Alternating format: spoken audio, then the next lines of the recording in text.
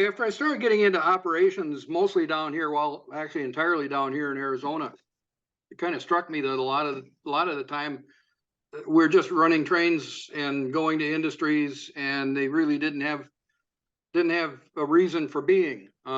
Sometimes they had no loads, sometimes they had the wrong loads. They had tractors going to grocery stores or whatever, and so I just decided that I wanted to start making loads that I could and replace at will. And I started doing this actually back in Minnesota. Well, I started doing parts of it much earlier, but back in first thing I started doing was creating some. I made poles back in the mid 30s. FDR came up with part. I think it was part of the New Deal or recovery from the Depression. Came up with the Rural Electrification Act, and I think it was 36 or 38. And it actually continued in different parts of the country. Oops, need to go back if I can. Continued in different parts of the country, up into the 50s, I think. In southern Minnesota, where I model, they were still putting up power lines in southwestern Minnesota in the late 40s, and I modeled 1949. So what I did was I started modeling poles, and what I used, if I can figure out how to go back. Yeah, you had that menu for a second. Right click there. Now get previous. Okay. There you go. Oh, that's one too many. Okay. I started modeling poles. What I just used bamboo skewers. They're about a foot diameter scale, HO scale, and I made 40-foot poles, scale 40-foot poles, and scale 30-foot poles. Now the 40-foot poles seemed like they were on the main lines that followed the county roads and whatnot, and the 30-foot poles were mostly for residential services out in the country. And later on, telephone service got added to the act, so that telephone companies could apply for grants or loans and also get poles and assistance to provide telephone service to the country, or to rural areas. So those are some of the first things that I've done. The poles here, I've simulated creosote the base, creosote or tar bases, and the other thing that there would have been were cable reels and wire reels. And here's just a shot of a CBQ gun that with some simulated or modeled cable reels that I built. And this is the frame for a removable wire and cable reel. There's a frame underneath the poles that were on those on the flat cars also. And what I do is I just put a tiny drop of something like tack in place or something on each one of these to kind of hold it in place so it doesn't slide around in the off the flat car or slide around inside the gun, but still makes it relatively easy to remove. So the wire that you see here is just black thread that I confiscated from my wife. Mm-hmm. This is basically all the reels are. They're just scribe styrene, and I use a hole saw, smallest hole saw. I think it's 1.25 inches, maybe 1 inch in diameter, to cut out the sides for the reels. And then I used 1 inch dowels and drilled out the centers, and then laminated, put them together. I think I used probably just contact cement to laminate these into a reel.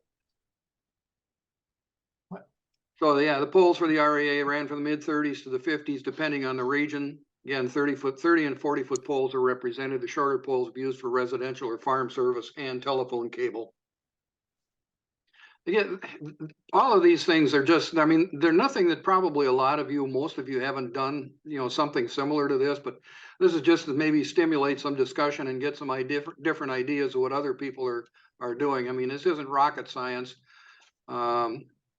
These are just some spares. I made too many to use for loads really in Minnesota, and these are either going to end up either in a pole yard in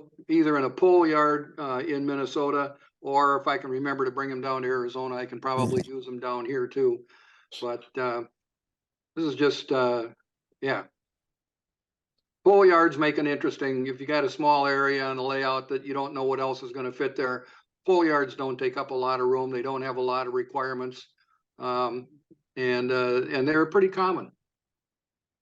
The other thing that I wanted to do was coal loads for removable coal loads for guns and open hoppers. And what I use is just the dense extruded foam, and cut it to shape to the inside of whichever car I'm planning to use it, and then spray it, give it a shot of flat black spray paint. And then when that's dry, I just brush on white glue full strength and sprinkle on fake coal over the top of it. And then that basically call it good enough for me. One thing I do then, sometimes each load is car specific and marked for what they'll fit. I'll store these in a drawer, so it'll fit several different cars probably, and they lift out easily enough. I picked up some resin loads at swap meets. They're cheap. I've even molded a few myself over the years. And you can use, I've seen different folks have used different things like flat washers in the bottom and then lifting them out using a magnet. That's one way of getting them out. I usually just slip an X-Acto blade or something, a thin blade, even my pocket knife between the end of the car and the load, and lift it up enough to remove it. But if you want, you could put a flat washer underneath and use a magnet to lift them out. Oh.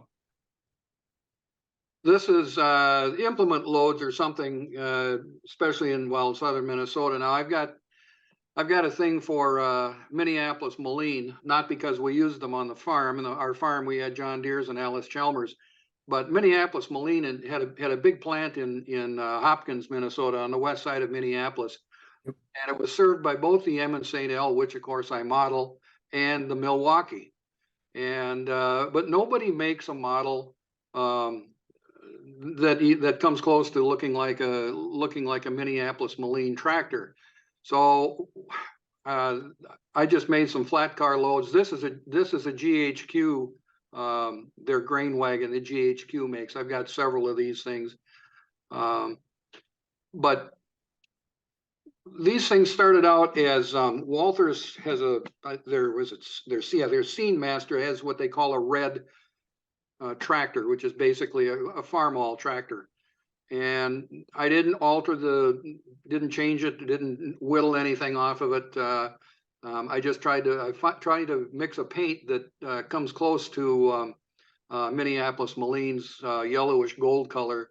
And for me, that was a struggle because I'm colorblind. So some people have said that I nailed it, and some said it's close enough, and I really don't care. To me, like I say, I'm colorblind, and it looks good to me. Some Minneapolis mullein purists noticed the spoked main wheels. They said that gives it away right away that it's a farm-all.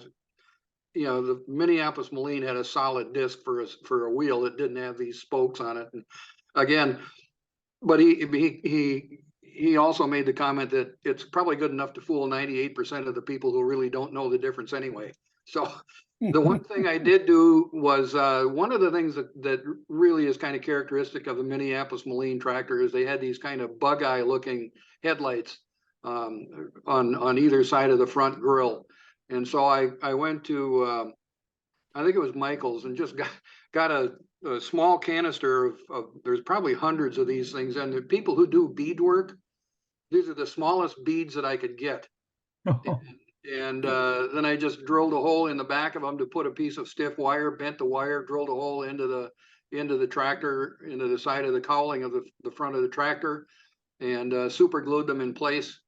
And then put a drop of silver paint on the front for a lens. But that's how I represent Minneapolis Moline tractor until somebody comes out and actually makes one. There's supposedly maybe mini prints. Last year, I think a lot of you folks probably got their Oliver tractors that mini prints did, and it's a fantastic, really detailed looking thing. It's fairly delicate, but they did a really nice job on it. I've got 2 of them, and I've tried talking them into, and I think several others have tried talking them into doing Minneapolis Moline tractors also. So maybe they'll come out with one of those someday. The other thing that I did was I made, like at the time, nobody was making a threshing machine, and they're everywhere. Even today, you can drive around rural areas of the Midwest, and you'll see these things. Now they're rusting away on side hills or on back of somebody's in a grove of trees. But I mean, they're everywhere, and I mean, they were still. I've got pictures from, I think, 1950. Where somebody said, well, they quit really making threshing machines much before I modeled 1949. And someplace, and I can't find it now, I found a picture of a train load of threshing machines from, it was either 50 or 51, that somebody was still making threshing machines in 50 or 51. They hadn't switched over to combines yet. Or at least some people had. And I know they were certainly making combines, but a lot of people were some people were still getting threshing machines.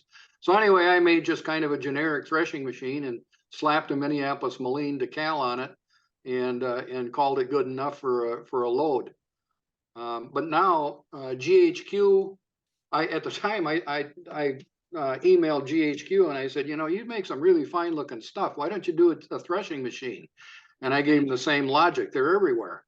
Even today, you can use them as scenery on a modern layout. And apparently somebody finally caught on to the idea. And now GHQ, yeah, they do make a threshing machine. I haven't tried building them. I see them. These are kind of molded on, and they're not as, I don't think they look as detailed maybe as something that's separate like these parts, but in addition to that, I think I've seen on Shapeways, somebody has advertised threshing machines, that they make a threshing machine for Shapeways also. So there's several different sources. If somebody really wants one of these, I probably got some laying around that I'm willing to donate to the cause.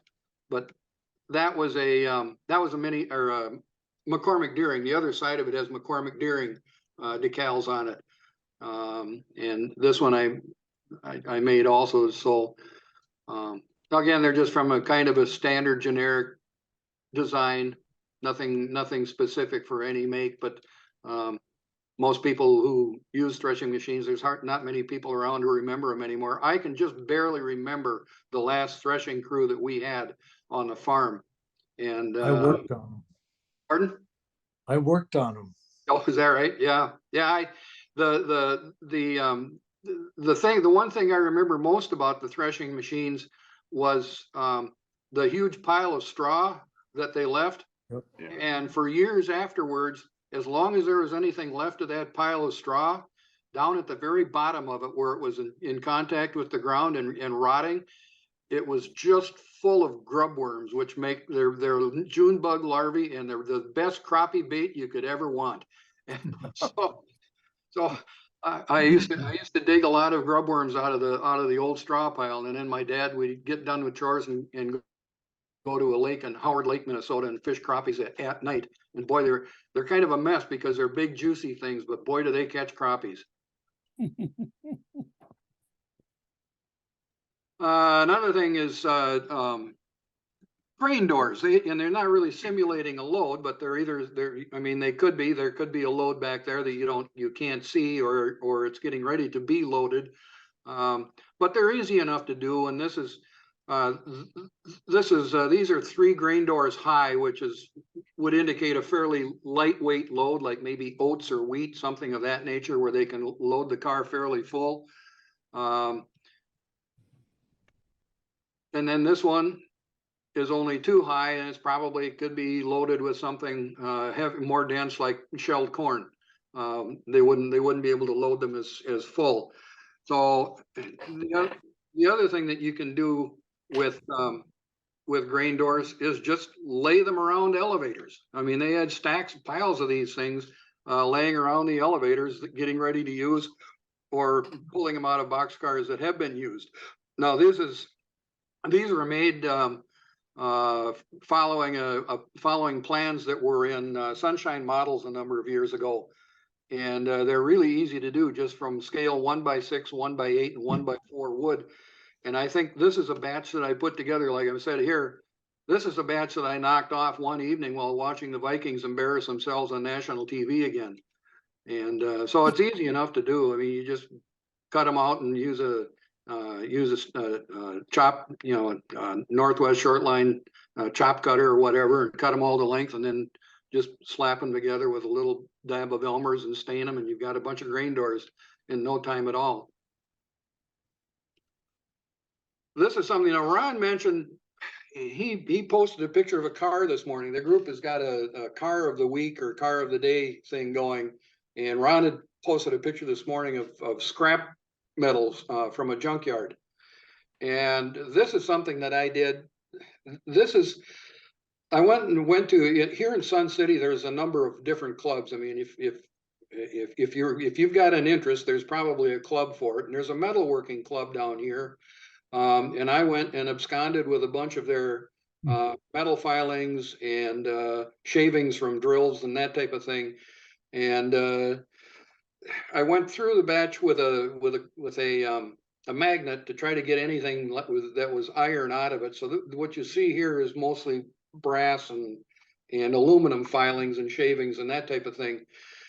And I don't know if it was really necessary even to get metal iron shavings out. Those of you who know electronics a lot better than I do can say whether the effort would justify it or not to get metal shavings out. But what I did was I lined a car, this car in particular, I lined it with wax paper, then dumped the filings in, hit them with a little bit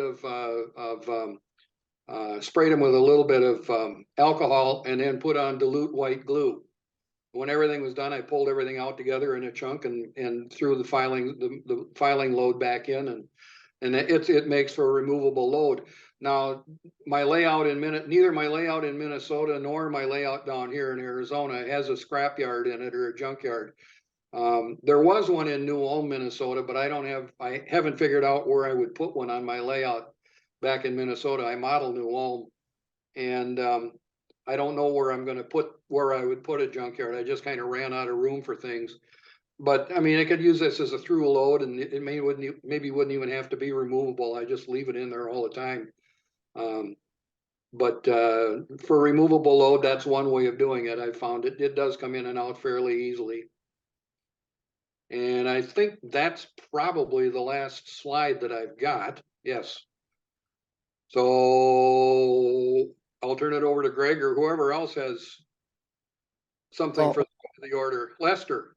You mentioned removing the loads. I'm the same way. I make a lot of removable loads.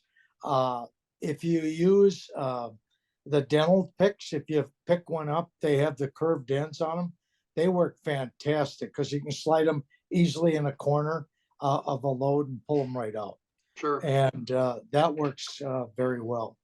Yeah, good idea. I've got some of those. I just didn't think of using it. Usually I've always got a pocket knife in my pocket, and that always works for me. But yeah, the dental picks or anything like that, it worked just fine. And on the threshing machine, I actually pitched bundles into them for several years. And I remember them as into the early 60s. Okay, so because the combines, some of the southern Minnesota areas, I was in just south of the Twin Cities, but I remember them as late as 62 before a group of farmers, one might not be able to afford the combine, but they used to have crews, and I used to work pitching bundles into them, and that was not always fun. Interesting, yeah. I grew up. Our farm was 60 miles southwest of Minneapolis, so that wouldn't have been too far from what you were familiar with. But I don't remember threshing machines, that late. I mean, I was born in '49, and I probably remember the threshing machines that I remember, the threshing crew I remember, I was probably 3 years old and just a little shaver and have very dim memories of it. But Well, I was born in 46, and so I worked on, well, Webster, Lonsdale, Sure. those areas, and which, you know, near out in Northfield, and those crews, like I say, it was usually a group of farmers, the ones I knew, my grandfather being one of them, and they owned a threshing machine together, and then they would harvest all the various. Those are the days of shocks, literally. You go out in the field, first the bundles were made, then they were shocks Yep. loaded into wagons brought into the This threshing meeting is being recorded. area, and you would pitch the bundles. And you were talking about the grubs under those straw piles. I remember beds of garter snakes under a lot of those straw piles. Yeah. I remember riding with my dad on the grain binder, and Me in the too. oats field, and bundling up bundles of oats into shocks for the threshing crew. So Yes, that would yes. have been a long time ago. And when, as long as we're talking about shocks, is maybe getting a little off topic. And you mentioned garter snakes. An uncle of mine followed during the Depression, followed the threshing crews north from Oklahoma Panhandle up through Kansas, Nebraska. He followed the harvest north as it went. And that was one thing he did to earn a living during the Depression. But he always talked about pulling up to a bundle of shocks and with a team of horses. And he said the horses could tell if there was a rattlesnake underneath those, a prairie rattlesnake underneath those shocks, and the horses would just go absolutely ballistic because they didn't have any time for rattlesnakes. So that was one story my uncle always told me anyway about grain shocks and snakes. Horses in general don't like snakes. Yeah. One thing, another thing that is shared or was shared among the farmers in our area were silo filling crews. We had there were probably a half a dozen farms that went together with a chopper and a blower to fill silos. And silage. Yep. And I have vivid memories of that because I'm deathly afraid of heights. I don't mind flying in an airplane, but if I'm climbing on something that's actually attached to the ground, like a silo, I mean, I get scared when I wear a new pair of thick socks. That's how afraid of heights I am. And so who the hell do you suppose my dad always gave the job of hauling the pipe up to the top of the silo with? I'd strap a twine string around my belt and climb up the side of the silo and pull the rope up after me. And I just never did. He said, you'll get over it sooner or later. No, I never did. No. By the way, the last threshing machine was built in Canada, 1956, by a company called Stock, S-T-O-C-K. I've heard of it. Yeah. Well, there you go. Okay. One other question I have, I noticed you made your threshing machine the Moline color. I always saw them all in galvanized type, or like you had the McCormick Deering one. So I was curious, have you ever seen photos of them painted? As I never saw one ever painted. You're absolutely right, and I've been trying to find. They had they made their threshing machines under another name, and I can't remember what it was. But I didn't do a lot of research on this one. But the only thing I know, they made, like corn shellers and things like that, portable corn sheller. Those were painted. Those were painted. But you're right. I don't know that I've ever seen a Minneapolis Moline thresher painted that color. They're all galvanized metal, like you say. That the ones that I remember, there might have been a green one. I think seems to me I did see a green one, which would have been a John Deere. There's one over in Illinois. There's one over in Illinois at a tractor show.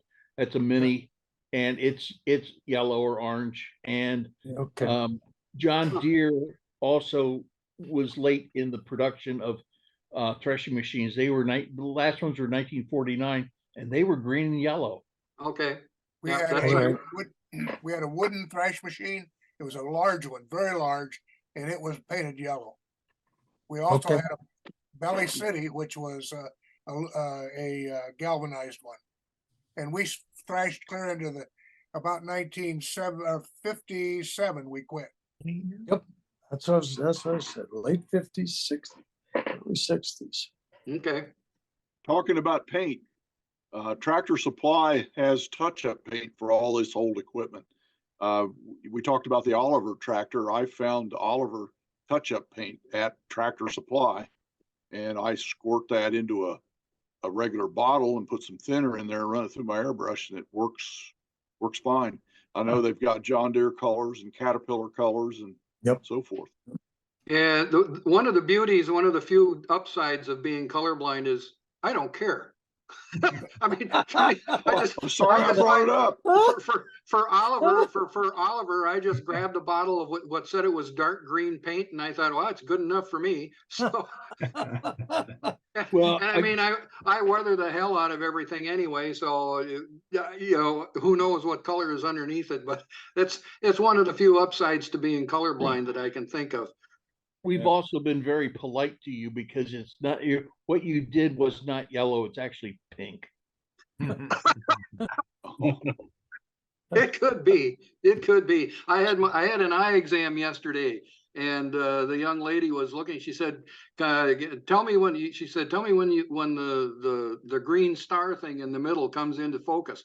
And I said, I don't see a green star thing." And I said, "I'm colorblind. To me, it's yellow because I'm blue green colorblind." So, but no, it's trying to think, there was something else I had another thought there for a minute, but it left me like so many things do nowadays. If you want to look at some of these cars I've been working on, why, we can look at those. Sure. Thank you, Chuck. Nice job. Nope, no problem. Thank you. Thanks. Good one.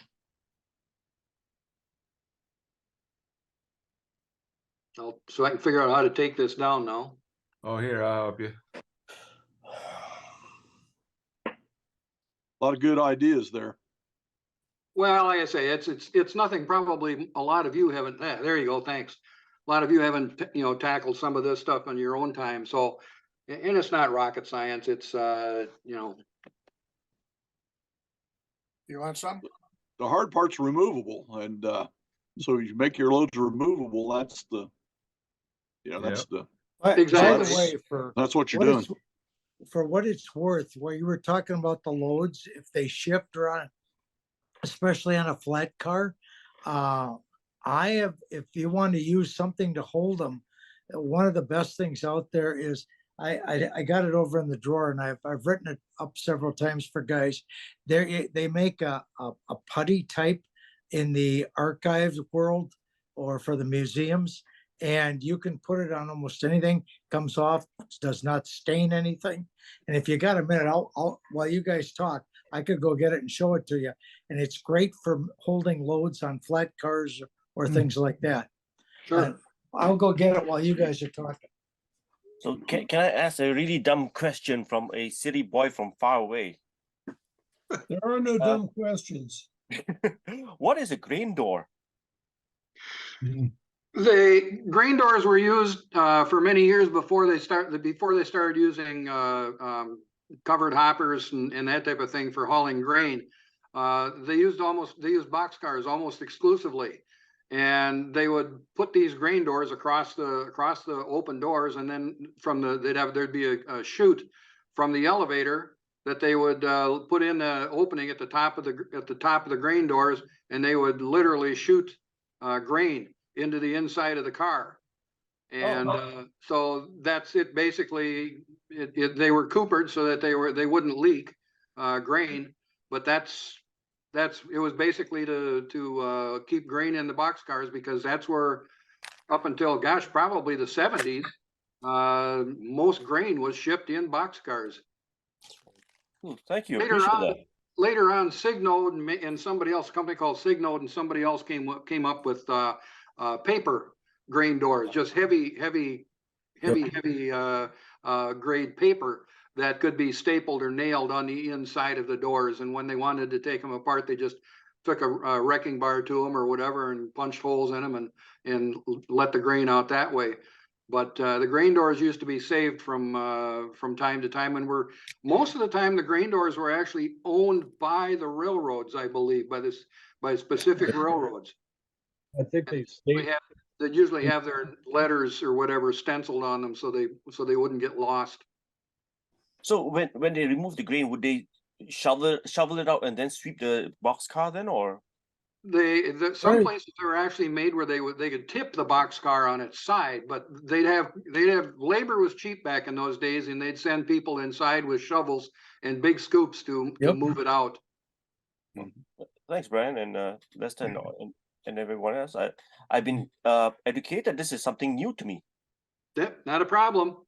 One thing to keep in mind with grain doors is you need a 6-foot door opening. That was the standard for use on a grain, you know, if they spotted a car with a larger door opening, the grain doors wouldn't fit. Right. Mm-hmm. Interesting. And by the way, here's that museum putty. It's called, if you see it, and you see it looks like a putty, feels like one, and it lasts forever. And you can use it, stick it on anything, and it works under flat car loads really well and will hold beautifully and pull them off, will not ruin the model or anything in shape or form. Very good. Ron, you have some. What was it? What was the first part? Here, it's called the museum putty. Okay, good. Where do you pick that up, Lester? I actually, my spouse picked it up for me. She was at the local museum and they had it in their shop. Okay, that's where she picked it up. And I believe you can buy it in most craft stores or etc. They'll have it. Okay, Just look it up online. Exactly. That'd be another, that's what I would, if I, Yeah, it's it available works over terrific. Amazon right now. If you go out to Amazon and put in the museum putty, it'll bring it up. okay, there you go. Really want some? You can have it tomorrow. It's good stuff, guys. I use it a lot. And you'll find a lot of uses for it. It can hold figures really well. There's, other uses on the railroad besides just loads. Excellent. Well, Ron, you have something you want to show us? Okay, if you got a little time, we'll take a look at Sure. this. Okay, there you go. Yep. These are cars from the 90s, but what may be interesting is to see the different loads and the different weathering and stuff. So I'll just flip through them. If anybody wants a picture of it, just copy down the number of the slide and we can talk later. So I'll just keep them up for a few seconds, and if somebody wants to say something, why, holler. Notice the end on the green car to the right. Yeah, it's a Hutchins. Nice. Screw this modern crap. Give me another one of those. Way back. Westerfield has them. Holy cow. You showed that's the Mather car you showed the other day. Yeah, you'll see a couple of these that I have shown. That's a tall Mather. They're about a foot to a foot and a half taller than the normal Mather cars. So if you have a lifelike one, change it to something else. Yeah. Well, the ACNY had some short ones too. Clark, you could go both ways. Oh yeah, I like going both ways. Oh, look at these.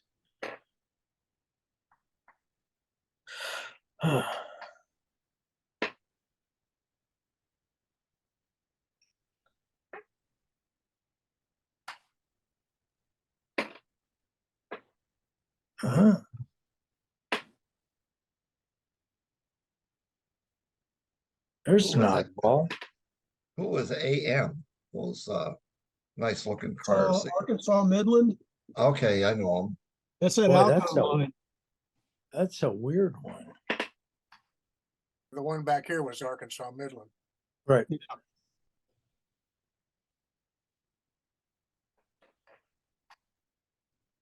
I would guess that's one of the oldest cars in this bunch. But you can see now it's owned by a private company. I would say that most of these cars you see are no longer on the railroad. There'll be ones like that that probably are. What is in that? What's the load? Crap. I don't know what that is. Has anybody got That looks an like idea? scrap, doesn't it, guys? Doesn't it It's- look like Yeah. scrap? Scrap would be too heavy. I'll bet it's chunks of logs. Pulpwood type Yeah. remains? Okay. Amtrak.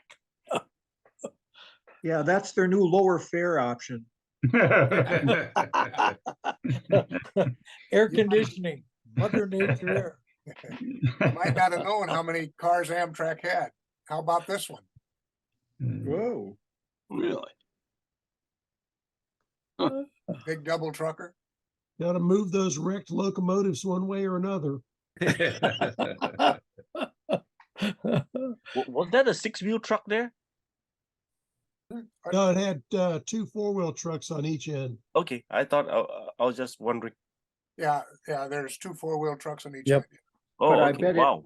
but I bet it is used to haul wrecked superliner cars back to Beech Grove. There's a Oh. picture of it. There's a picture of that car, well, the number 25 that I call it, that ends up down at Beech Grove, and I've seen wrecked superliners on top of it, I bet. extending out on either end.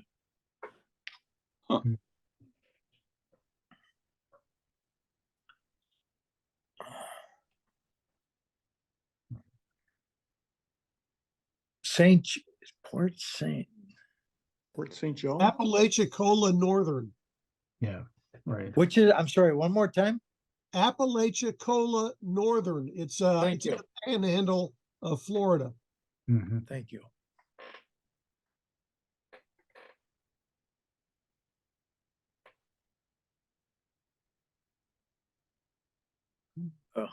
The car in the middle, I don't think you'll find those very much. I haven't seen one in a long, long time. No. Yeah, those are those early Gundersons. Yeah, They've disappeared, the Gundersons. if Oh, it's because they were too short. there's 2 trains there. You're looking at a flat car and the train in the background has the containers on it. And note the crossbuck, railroads sing. Well, that particular crossing there, that's by the farm, and I drove up and down that crossing many, many times with all kinds of equipment, including a thrashing machine.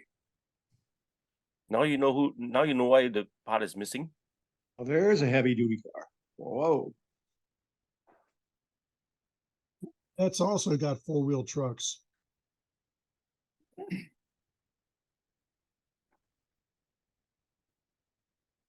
Okay, panel type. I suspect that's a pretty old Santa Fe. Yeah, those corrugated sides are a dead giveaway that it's old.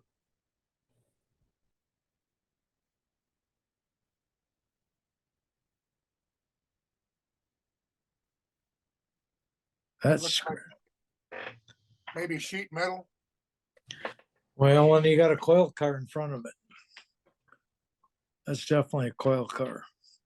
That's a scrap load.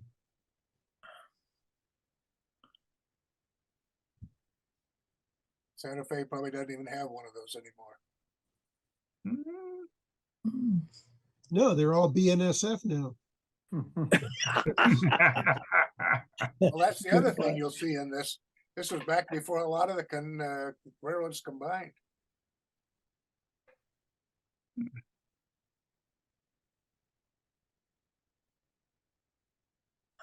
Waffle. Santa Fe quality car. Look at the weathering on that door.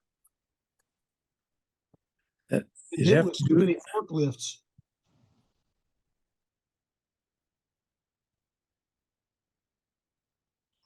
Western?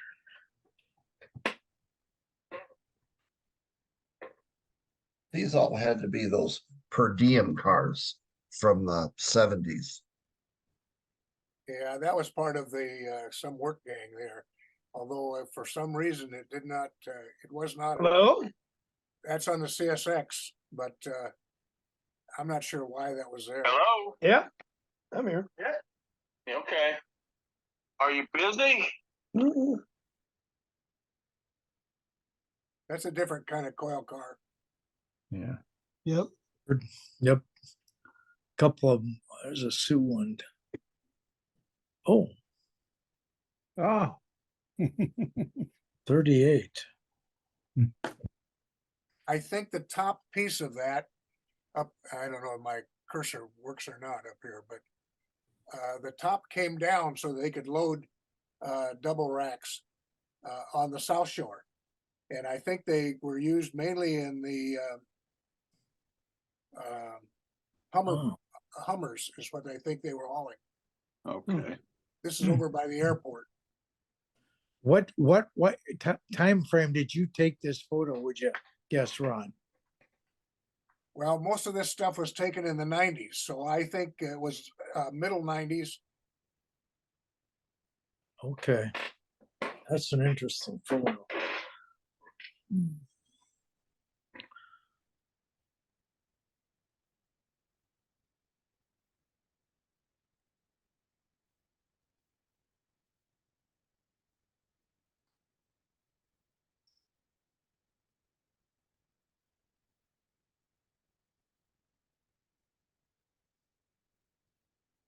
Yep.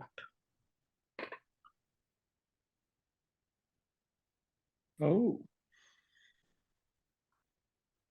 Yep.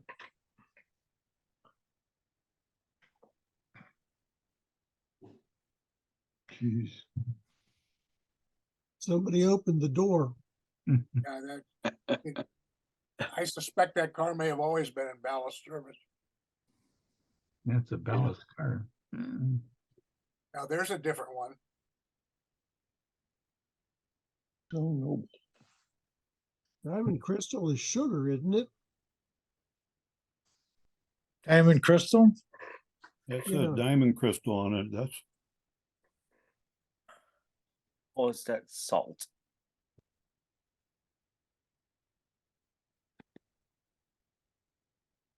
I think we it's showed oldie, it the other day. oldie but goodie. And that's all I have. 50 is enough. I've got, well, I've already surpassed 150 and it's just a start on them. Wow. So they're good fill-in. Yeah, from time to time, Ron is showing a CB&Q boxcar that's on display at Galesburg, not too far from the depot. And in 2006, when I went down to Galesburg Railroad Days in June, they had just put it on its temporary track, but they hadn't painted or lettered it yet. So it's a chance to see this boxcar, which I think on the CB&Q had been in maintenance away service because some sort of opening, as you can see, has been cut into the side. So in 2006, it was newly placed on display. As you can see, it's freshly painted. It's still got its solid bearing trucks. So this is, I think this is what would be called a improved or modified 1937 AAR. It's got dreadnought ends. It shows most of the, it's a 1942 car according to the, so here, then when I showed up the next day, they had actually painted one side of it. Yeah, it's a CB&Q XM32. Yeah, as you can see, though, they didn't put on a complete set of information on the right because it doesn't show height, inside height of car and that kind of stuff. But here they are applying the stencils for the painting of the other side. Originally, they had this this extended vision caboose coupled next to it that I think was going to be part of the display, but I think they, after doing this, I think they lost interest. But you can see the car looks like it's been hammered pretty well.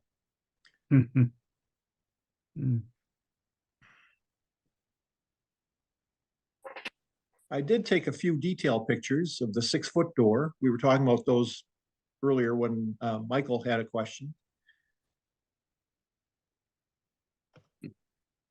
And these, you know, Sill the sheet metal that covers the bolsters.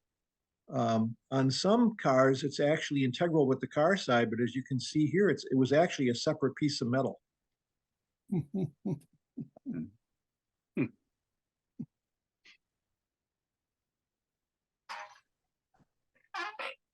And I can't tell you how many of these I've screwed up trying to assemble Proto 2000 freight car kits. Bell crank. Bell crank, yep. Yeah. With clevis on the brake shaft. Yep. They are so delicate. That bolster piece, the rivet pattern is called a bow tie, and different railroads prefer different rivet patterns. You're talking about that? Yep. Mm-hmm. Yeah, that was something the Q did that nobody else did, I think. You mean the rivet pattern or? Yeah, The rivet pattern. Yeah. It's a bow tie or a dog bone.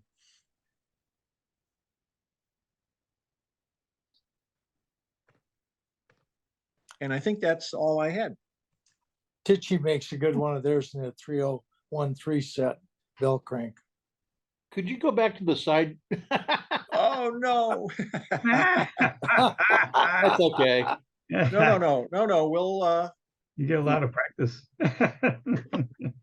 which one did you want to see? The side view where they had the stencil up. Oh, yeah. Number 5. Lower left corner. Yep, lower left corner. Yeah. I was just looking for the soup bowl with the decal in it. And yeah. And the That's on the other side. Yeah, it's to the guy's left, you know. I think that one would require a cattle tank. and the guy you see in the picture is probably holding giant tweezers. Was this in the winter time? No, this was in June. That's in June with all that white stuff on the ground? That's a fresh ballast or something. Yeah. That's the decal paper. Well, actually, I think that's no, I think that's cut away from the stencil. Yeah, but it is light colored gravel there. Okay, well, did they brush the lettering on, or did they spray it on? Right. You know, I was not there when they did the work. Okay.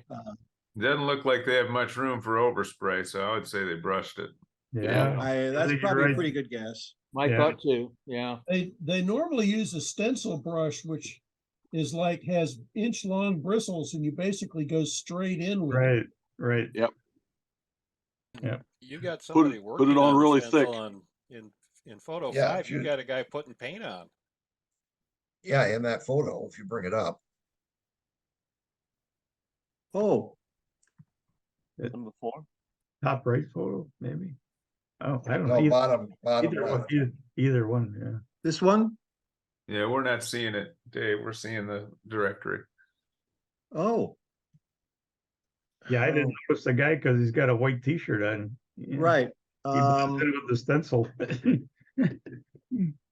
But you know, when you guys were laughing about the decals, you know, I when I used to go down to the M&S shops, a lot of their locomotives, the big Heralds and everything, they actually were decals, guys, Yeah. stick-on stuff, where they, you know, unroll these monster Heralds, and they would apply them like, I call it wallpapering, where you used a brush and they put them on locomotives. And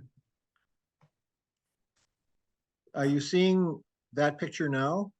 nope. No, Dang. Not the big version. Well, sorry. That's all I right. think we're gonna have to do that some other time. Michael, if you go to the YouTubes of these Thursday night presentations from about 4 weeks ago, we had one on coopering. Thank you. I'll do that. So if you go to the Michiana YouTubes, you'll go back about, I think, 4 weeks or 3 weeks, and you'll see one entirely on coopering. Yeah, Thank you you. can actually search. You can put coopering in there if you have a hard time finding it. Ken, put that back up. Yeah, you guys were talking about spray painting. Here's a guy spray painting a Yeah. Santa Fe Herald. and with a little spray gun. Yep. So, Yeah, I've if you seen did it it. with a small enough outfit. Yeah, this is from my Santa Fe painting and lettering guidebook. Here's another photo.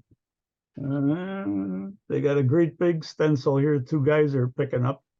They're one of the great big Santa Fe heralds there. It's pretty elaborate the way that thing's made. I don't know how they That sounds like a great topic for another night. Do a whole night on painting and lettering. The clock We gotta has go. ticked out. Thanks, guys. Hey, good Thanks for night. making the presentations. Thanks Thank you. everybody for coming, and we'll see you next week. Thank you all.